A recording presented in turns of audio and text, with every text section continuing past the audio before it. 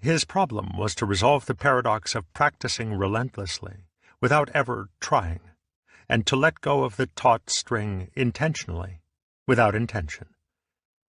His master, at one and the same time, urged him to keep on working and working, but also to stop making an effort. For the art cannot be learned unless the arrow shoots itself, unless the string is released wu-shin and wu-nien, without mind and without blocking, or choice. After all those years of practice, there came a day when it just happened. How or why, Herigel never understood. The same is true in learning to use the brush for writing or painting. The brush must draw by itself. This cannot happen if one does not practice constantly, but neither can it happen if one makes an effort.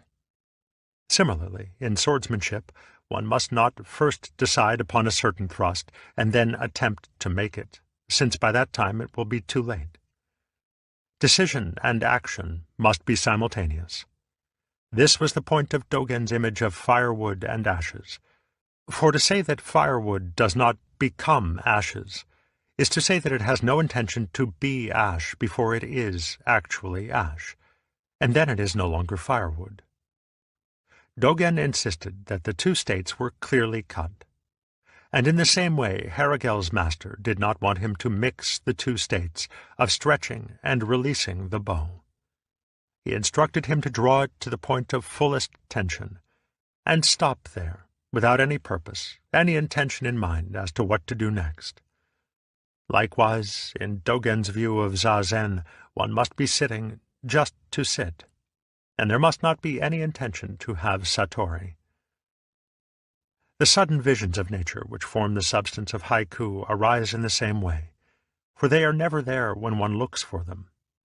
The artificial haiku always feels like a piece of life which has been deliberately broken off or wrenched away from the universe, whereas the genuine haiku has dropped off all by itself, and has the whole universe inside it. Artists and craftsmen of the Far East have, indeed, measured, analyzed, and classified the techniques of the masters to such a degree that by deliberate imitation they can come close to deceiving, if it were possible, even the elect. By all quantitative standards, the work is so contrived it is indistinguishable from its models, just as bowmen and swordsmen trained by quite other methods can equal the feats of Zen-inspired samurai. But so far as Zen is concerned, the end results have nothing to do with it. For as we have seen all along, Zen has no goal. It is a traveling without point, with nowhere to go.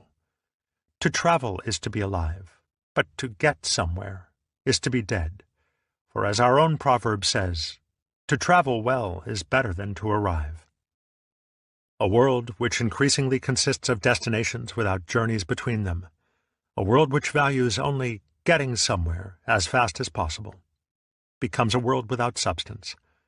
One can get anywhere and everywhere, and yet the more this is possible, the less is anywhere and everywhere worth getting to. For points of arrival are too abstract, too Euclidean to be enjoyed, and it is all very much like eating the precise ends of a banana without getting what lies in between. The point, therefore, of these arts is the doing of them, rather than the accomplishments. But more than this, the real joy of them lies in what turns up unintentionally in the course of practice, just as the joy of travel is not nearly so much in getting where one wants to go, as in the unsought surprises which occur in the journey. Planned surprises are as much of a contradiction as intentional satori.